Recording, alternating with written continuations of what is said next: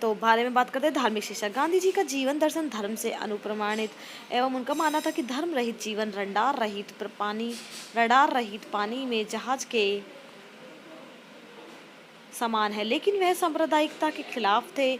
इसलिए शिक्षा ऐसी होती है जिसमें सभी धर्मों के सामान्य सिद्धांतों का स्थान मिले।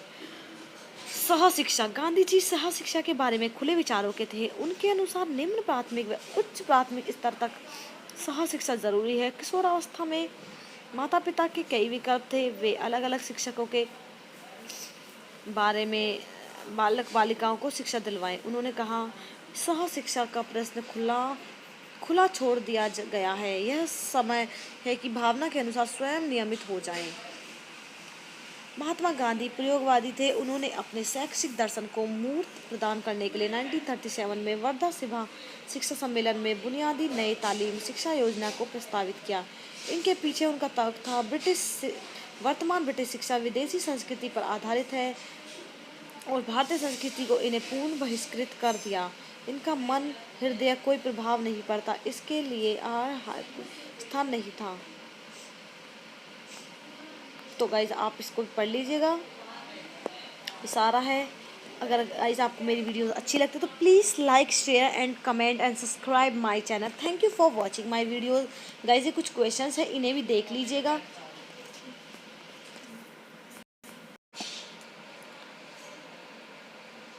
प्राप्त करके उच्च शिक्षा हेतु वे इंग्लैंड चले गए। वहां उन्होंने कानून की शिक्षा प्राप्त की और भारत आकर वकालत शुरू कर दी।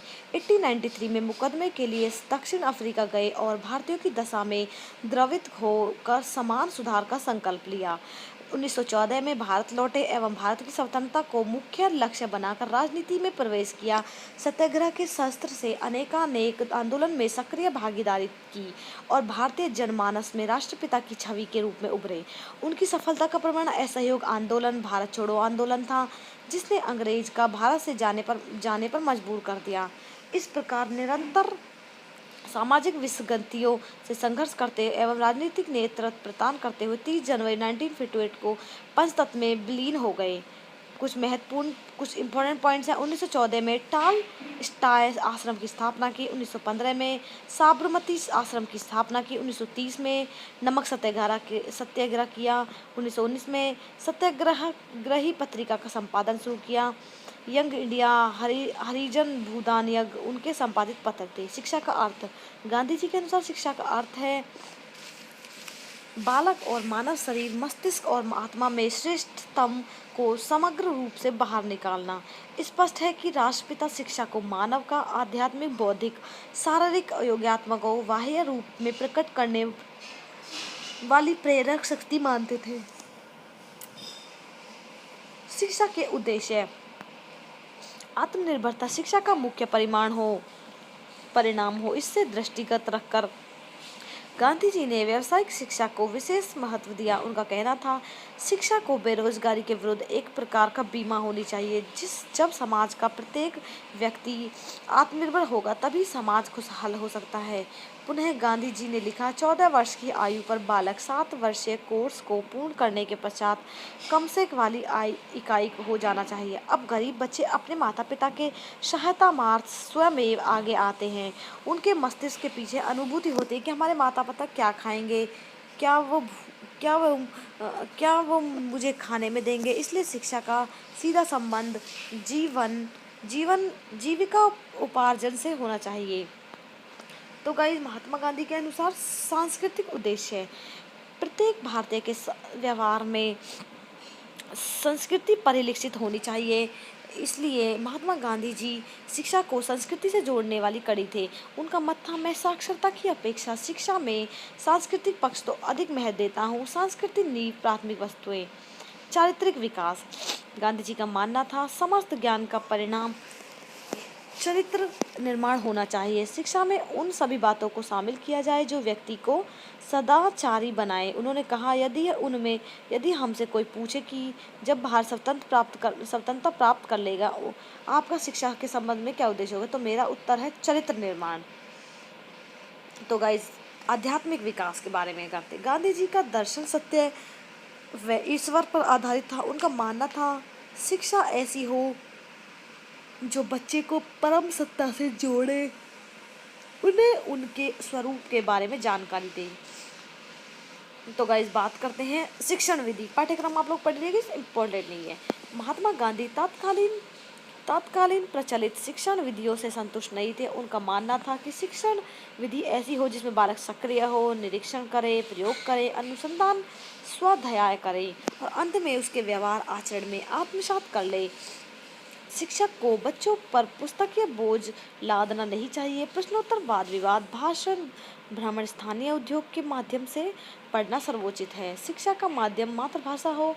उनका मत था बच्चे के मानसिक विकास के लिए मातृभाषा उसी प्रकार आवश्यक है जिस प्रकार बालक के शारीरिक विकास के लिए माता का दूध। अनुशासन। गांधी जी की दमनात्मक के बजाय प्रभावात्मक अनुशासन के पक्ष में थे। उत्तम आचरण व उदाहरण बच्चों में सही आदतों का विकास करते थे। नकारात्मक व शारीरिक दंड से बच्चों एवं शिक्षकों में आत्मीयता का संबंध नहीं जुड़ सकेगा, जो प्रभावी शिक्षण के लिए बहुत जरूरी है। शिक्षक से गांधी जी की अपेक्षा थी कि वह विद्वान व सदाचारी हो। अपने विषय के प्रति प्रवीणता के साथ साथ उसमें मानवता भी आवश्यक हो ताकि वह छात्र का योग्य मार्गदर्शक बन सके। छात्र के बारे में गाइस पढ़ लीजिएगा। स्त्री शिक्षा। गांधी जी स्त्री की शिक्षा पर प्रबल पक्षधर थे। उनके अनुसार एक शिक्षित स्त्री सभ्य समाज की रचना करके सक्षम होती है। वह अपने सामाजिक एवं सांस्कृतिक दायित्वों को वहन करने में सदैव तत्पर होती है। जन शिक्षा।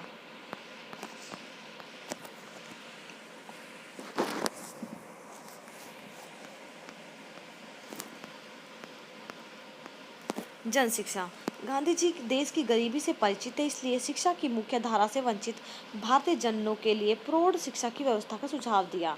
धार्मिक शिक्षा। गांधी जी का जीवन दर्शन धर्म से अनुप्राणित और उनका मानना था कि धर्म कर दिया इसका एकमात्र उद्देश्य मानसिक विकास करना। इसका हृदय पर कोई प्रभाव नहीं पड़ता है और इसमें हाथ के कार्य का कोई स्थान नहीं है। इसमें माध्यम अंग्रेज और वास्तविक शिक्षा विदेशी माध्यम द्वारा असंभव है। गाइस देखिए, मुझे लगता है इस टॉपिक में सबसे इम्पोर्टेंट ये है, इसमें बहुत सारे क्वेश्चंस आए हैं। महात्मा गांधी का जन्म 2 अक्टूबर 1969 को कठियावाड़ के पोरबंदर में एक समृद्ध परिवार में हुआ था। पिता करमचंद एक प्रतिष्ठित वकील थे। माता पुतली बाई धार्मिक प्रवृत्ति की गृहस्थ महिला थी। पाठशाला से प्रारंभिक शिक्षा प्राप्त करके उच्च शिक्षा हेतु वे इंग्लैंड चले गए। वहां इन्होंने कानून की शिक्षा प्राप्त की और विद्यालय। उनके मत में विद्यालय एक मंदिर है। वहाँ का वातावरण सौहार्दपूर्ण व उल्लासमय होना चाहिए। यह बच्चों के ममत्व व पिता की छत्र छाया में पनपने का मौका दिया जाना चाहिए। अनुशासन की बात करते हैं। गिज्जू भाई दमनात्मक अनुशासन के घोर विरोधी थे, इसलिए उन्होंने अपने बाल मंदिर में स्वानुशासन पर अधिक जोर दिया। उन्होंने बाल मंदिर का नियम था कि बच्चों को न तो डांटे, न झिझके और न शारीरिक दंड दे। समीक्षा की बात करते हैं। उपयुक्त निवेचन से स्पष्ट है कि गिज्जू भाई ने शिक्षा जगत में विद्यालय छात्र एवं शिक्षकों को नए क्षेत्र प्रदान किए। यदि उनके विचार का आधुनिक शिक्षा पर उपयोग किया जाता तो निश्चित रूप से शिक्षा की नई तस्वीर प्रस्तुत की जाती। गाइस कुछ क्वेश्चंस है, इस पर आप लोग देख सकते हैं और आंसर खुद फाइंड कर सकते हैं। तो गाइस नेक्स्ट टॉपिक और लास्ट है इसका, महात्मा गांधी। भारत में स्वयं स्वास्थ्य राजनीति का नेतृत्व करने वाले राष्ट्रपति महात्मा गांधी ने केवल दार्शनिक लेखक थे वरन एक महान शिक्षाविद भी थे।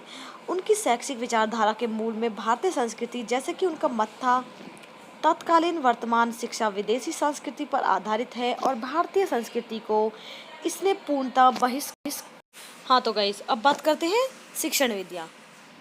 चूँकि गिज्जू भाई फ्रॉबेल एवं मारिया मोंटेसी के शिक्षक दर्शक से प्रभावित थे, अतएव उन्होंने शिक्षण की निम्नलिखित विधियों के अनुसरण पर बल दिया। नंबर 1, खेल विधि द्वारा सीखना, क्रिया द्वारा सीखना, कहानी व नाटक के द्वारा सीखना। भाषा शिक्षा में सबसे पहले पढ़ना फिर लिखना सिखाया जाए। लेखन में सबसे पहले रेखाएं सिखाया जाए। कविता शिक्षण लोकगीत के माध्यम से और व्याकरण की शिक्षा अलग से न देकर पाठ शिक्षण के साथ साथ हो। आकृतियों के माध्यम से वर्ण ज्ञान व श्रुतलेख कराया जाए आदि। शिक्षक छात्र संबंध। शिक्षक एक पुजारी सुदृश है, छात्र देव है। उन्होंने बाल देवो भव का सूत्र वाक्य प्रतिपादित किया। शिक्षकों में बच्चों के प्रति प्रेम, स्नेह, त्याग, सेवा भाव, मनोविज्ञान का ज्ञान होना। 1920 में गिरिजा शंकर भगवान जी बघेला जी ने दक्षिण मूर्ति विद्यार्थी भवन बाल मंदिर नामक भवन बनाया, जिसमें उन्होंने 2.5 वर्ष में 6 वर्षीय आयु के बच्चों को अपने शैक्षिक विचारों एवं सिद्धांतों के अनुरूप शिक्षा देना प्रारंभ किया। डॉक्टर मारिया मोंटेसरी का गिज्जू भाई पर विशेष प्रभाव था। उन्होंने भावनगर में मोंटेसरी संघ की स्थापना की। गिरिजा शंकर भगवान जी बघेला का मानना था, शिक्षक की ही बालकों का मार्गदर्शक है, उनको प्रशिक्षित होना अनिवार्य है। तो का इस पॉइंट है इसका शिक्षा दर्शन। गिज्जू भाई एक शिक्षक लेखक में कई दार्शनिक भी थे। उन्होंने शैक्षिक विचारधारा में कई आयाम थे। तो इनके गिज्जू भाई के अनुसार शिक्षा का अर्थ क्या है? गिज्जू भाई शिक्षा को बाल केंद्रित के रूप में मानते थे। यह एक शैक्षिक उपागम जिसमें बालक की स्वयं की रुचियां बाह्य अधिकारी की अपेक्षा पाठ्यक्रम व प्रक्रियाओं को निर्धारित करने में एकमात्र सार्थक भूमिका निभाते हैं। बालक पुस्तकों एवं विषय क्षेत्रों में एकमात्र सीखने की अपेक्षा अपने स्वयं के यथार्थ व मूर्त अनुभवों की पूर्ण रचना में संलग्न रहता है। शिक्षा के उद्देश्य बालक का समुचित शारीरिक विकास करना, बालक की मानसिक एवं सृजनात्मक शक्तियों को विकास करना, बालक में नैतिक मूल्यों का विकास करके कुशल नागरिक बनाना। कुछ पॉइंट्स है गाइस, ये आप पॉइंट्स पढ़ लीजिएगा।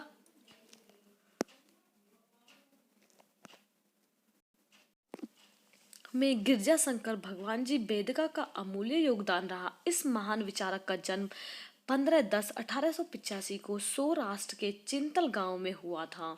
इनके पिता का नाम श्री भगवान जी बघेला व माता श्री काशीवा थी।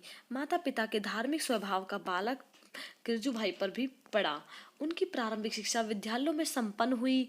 मुंबई से कानून की शिक्षा पूर्ण करके मुंबई हाई कोर्ट में वकालत करना शुरू किया। राष्ट्रीय आंदोलन से प्रभावित होकर वकालत छोड़कर दक्षिणामूर्ति विद्यार्थी भवन नामक संस्था की आजीवन सदस्यता ग्रहण कर बच्चों की व्यवहारिक समस्याओं का अध्ययन करना शुरू किया।